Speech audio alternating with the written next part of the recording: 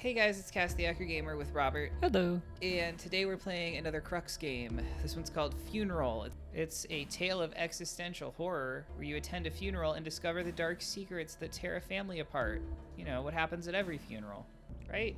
Right. It's a visual novel. Am I reading? I'll read the not people. The not people. The not people lines. Okay. I'll be the The narrator. You're in this bleak funeral home amidst a few other people. Do you know them? They look familiar, but you're not sure if you've ever seen them before. It is maddening, this sense of familiarity.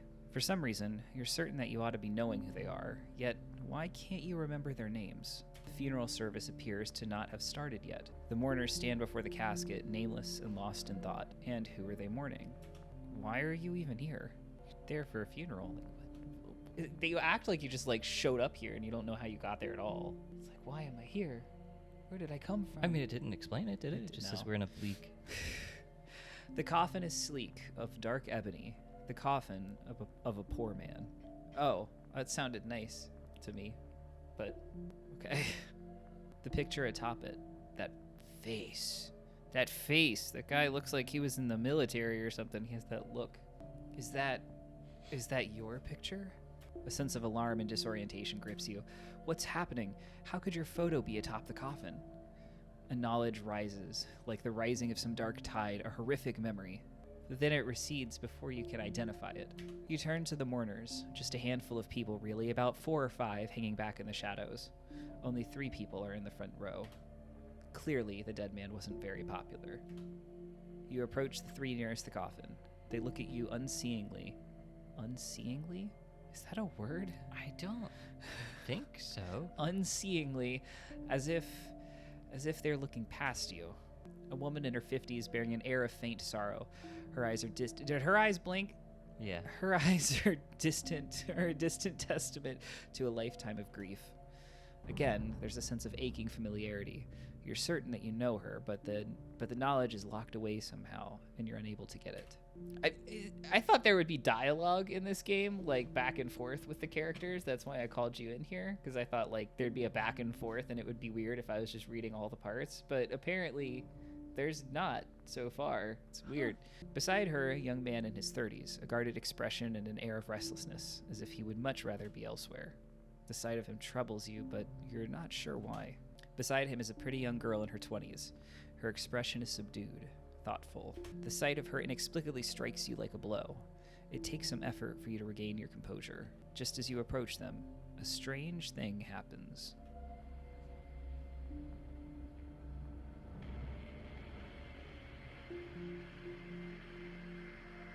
You're not... I'm not sure what happened either. You're not sure what just happened. The world seemed to fade away for an instant. Now you find yourself standing before the woman. She does not acknowledge your presence. But here's an incredible thing. She does not open her mouth, but you can hear her thoughts as if she were speaking. Is this her saying this? I'm not sure I don't whose know. thoughts these are. Yeah. We'll say this is you. Me as in that person, or? I don't know. It's dark magic. Yeah, what dark magic is this? Oh, okay. Oh, no, that was me. Okay. Anyway, the woman. You're the woman. Right. The sad woman. Sad woman. Yeah. Right, okay. It was so sudden, but now that I think about it, it's not so surprising. All these years he talked about his own death, and now it came about in a way that none of us expected. How did he die? Oh, I guess I'll have to click it. How did he die? It was terrible.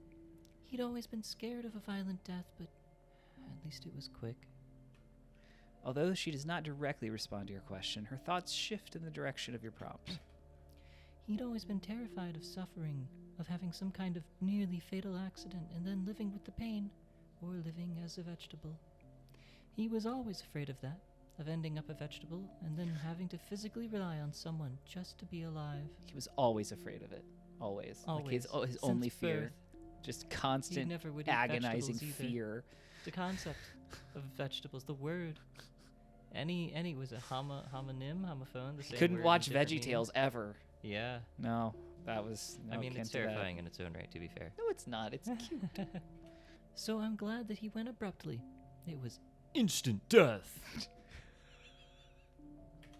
Are you okay? The grief comes and goes. I still can't believe he's gone, even after all that has passed between us. You sense her thoughts shifting to the young man and woman beside her.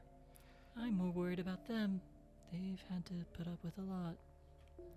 Matthew's already growing distant. He was warm for a while when he first arrived, almost like his old self. Now he's gone back into his brooding shell, like father, like son. At least Priya is thawing a little. Her thoughts fade away for an instant. It's incredible how one instant can destroy everything, tear a family apart, and keep us apart. All those years ago, and it still haunts us. Matthew and Priya, your kids? Matthew was such a wonderful little boy. How he adored his father, worshipped him, really. And Priya, God, Priya was his princess. All of that, an illusion so rudely torn away. I realize now I've been avoiding thinking about that for a long time. Maybe that's how you survive. You clamp down on the hurtful memories, lock them away in a box, and never open it, and never look in. Because if you do, they'll chafe at you until you break. Chafe at you. Yeah. Maybe, now that he's gone, it's time to open that box and look at the terrible stuff in there. Maybe I should no longer run away from it. Her words evoke that sense of bitter agony. You want to reach out and comfort her, but you hesitate.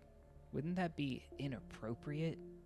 There's that maddening feeling of familiarity again, an ache that seems to tell you you know this woman, and another emotion threading through the sorrow, shame. I don't mean to pry, but what happened? Even as you ask the question, a deep dread fills you. Maybe you don't want to know the answer. Maybe you should not even ask it. The woman sighs deeply, and you sense grief bubbling up inside, a wellspring of it so powerful that for a moment you fear you will be drowned in it. Before you can catch her thoughts, fade to black.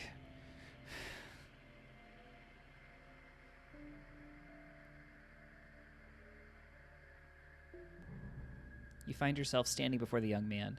His hands are tucked into his pockets, and he stares at the casket. He seems oblivious to the others around him. I just spoke to your mother. He looks up, startled, looks around. He does not look directly at you. He does not acknowledge your presence. For some reason, this does not offend. In fact, weirdly, for reasons you cannot understand, it seems the most natural thing in the world. As before, you hear his thoughts, as if in response to your question. I could have sworn I heard something. I must have been hallucinating. I guess that's not what... I guess that's what not sleeping for 2 days does to you. Soon as this is over, I'll head back to the room, pop a couple of V's, and get knocked out. Viagra? Vicodins? Valium. We went totally different directions. I mean, maybe you get knocked out from, like, the blood flow? That would suck. If you, like, hang upside That's down. That's probably, like, close to death if that happens. Maybe. Yeah. Though I'm not sure I can, what with all these thoughts. It's amazing how she can grieve over him at all, that she still won't say a bad thing about him, after all he's done. Mom's barely holding on, but she's not going to show us that, as usual. How are you holding up? A part of me is guilty, thinking I should be grieving over him. He was my father, after all, and then another part of me, the larger part, doesn't care at all. Do I really feel anything?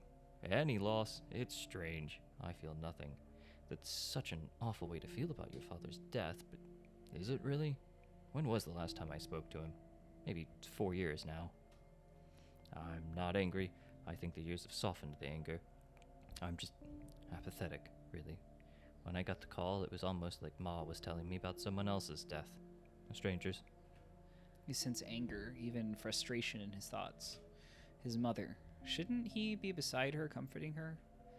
But there seems to be some kind of distance between them, an abyss that's impossible to cross. He seems to pick up on your thoughts.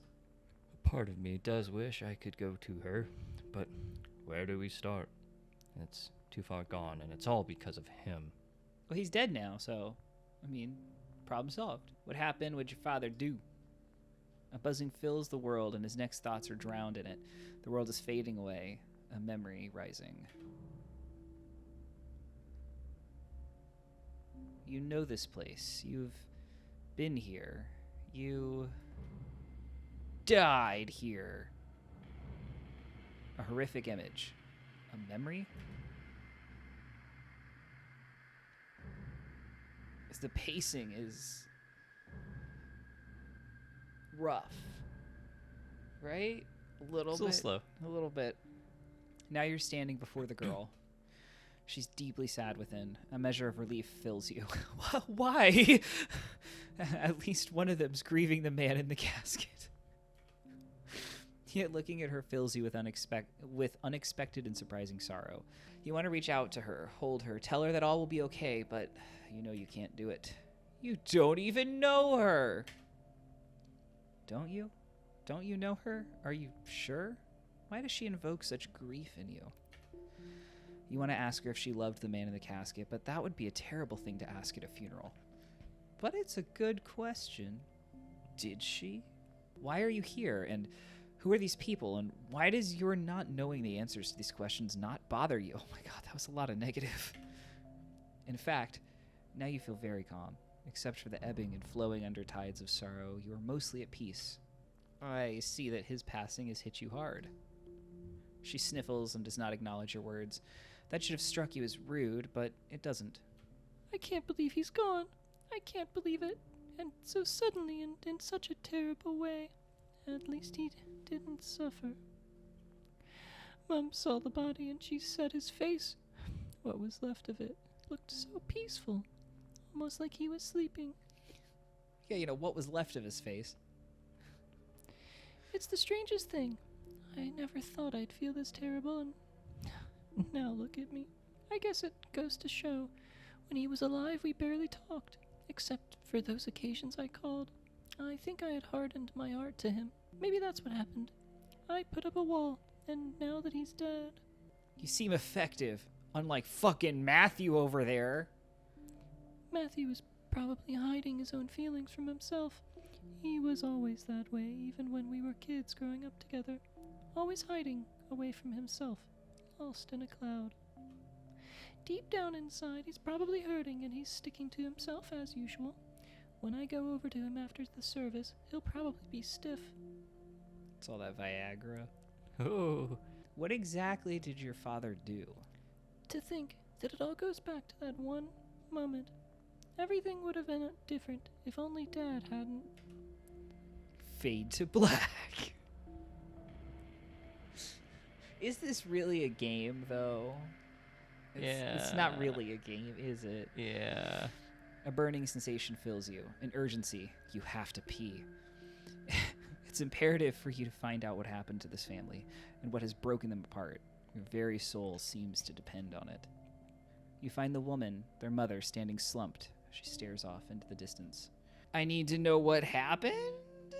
She looks right through you. Her gaze is haunted. He'd been at it for years. I never even knew. But that's a lie, isn't it? I knew. Of course I knew. I knew, yet I didn't allow myself to know. I kept it a close secret because my biggest fear was that the children would find out. I didn't want them to know what kind of a man he was, and so I stayed quiet. Through all those nights when he was away on his supposed business trips, late at work at meetings, I told the kids that their father was a busy man. And that's how it was, wasn't it? Dad's away, he's busy. He's busy earning a living. Busy, always busy. I saw him about once a week during school days, and most weekends, he wasn't there. I guess it was normal for most rich kids. You got used to it. You went to a school where everybody's dad was some big shot away most of the time. And we bought it. That's the awful part. We bought it, hook, line, and sinker. Ma, Dad's going to miss out on PTA again. They want to see him. Your dad's busy, honey. He's a busy man. Didn't it say that his coffin or his casket was that of a poor man? Yeah, They really did hate him. yeah. Until... Princess. That's what he used to call me. Princess. I used to wait to see him, to get the gifts, the hugs. I would wait to smell his cologne. I used to wait for that. I loved him. We all did. It had to happen. He'd been sleeping with too many women, you see. Mainly by coercion, it appeared. The big CEO of a multinational corporation. Oh, I thought he was being coerced Yeah, that's by how the it read at CEO to sleep with women, and I was like, what? Yeah, that's how it read. What kind of corporation is this? It was bound to go wrong. You can't hide the truth forever. That horrid woman, Lara, that awful phone call, she spilled it out. And then other women came forward at his workplace. That whole #me-2 movement thing. Harassment. I tried even then to hide it. But that hyphen, though. That hyphen. What boy has to live with something like that? Going to school, 8th grade, your dad's name in every paper. #me-too. Without bitches. the hyphen. Yeah, no fucking hyphen here, bitch. They crucified me. Even those teachers, they screwed with me in front of the whole damn class. Well, that would also be justified for Me Too. Yeah. I feel like if they were screwing like you a in front of the mental- yeah. class, that's kind of weird. Son of a rapist. Molester Jr. The names kept coming. They're not very catchy. I think that's when Matthew began shutting us out, and all the stories started coming together. What Dad was really up to, all those business trips, what they actually were. And Ma tried to protect them from it, till the very end. She never told us the truth. He was a liar, that's what he was. 6 months, that's how long it took to lose everything. After he lost his job, the house, the fancy perks, the kids had to leave the private schools, and then After they got divorced. it was over for us. Matthew couldn't wait to leave home when he finished college, and I don't blame him. He never looked back once. He never forgave them, either of them. It wasn't your mother's fault. Maybe so, but we were just kids, and she didn't know how to deal with the fallout. The relatives, the haranguing, the press. She shut us out too. What does haranguing mean? Like, Bothering? yeah. Why are you answering as her?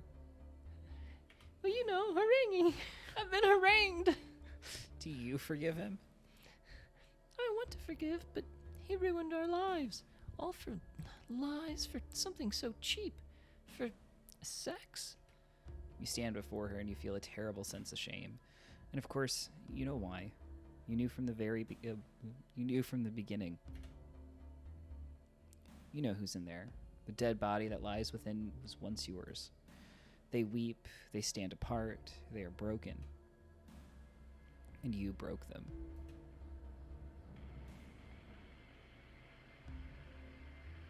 End. So it wasn't as good as Decrypt. I'm just gonna throw that out there. It was not as good as Decrypt. Are there multiple endings here, or is it just a visual novel? Yeah, I mean, I feel like it ends the same way every time, probably, and we just get, like, slightly different pieces of information Yeah. to piece the whole thing together. Anyway, you guys know what to do. Like, comment, subscribe, share, follow the links below. Come back every day for a new video. Maybe Fridays included, maybe not. I don't know. Depends on when this is going out. Say bye, Robert. Bye, Robert. Bye.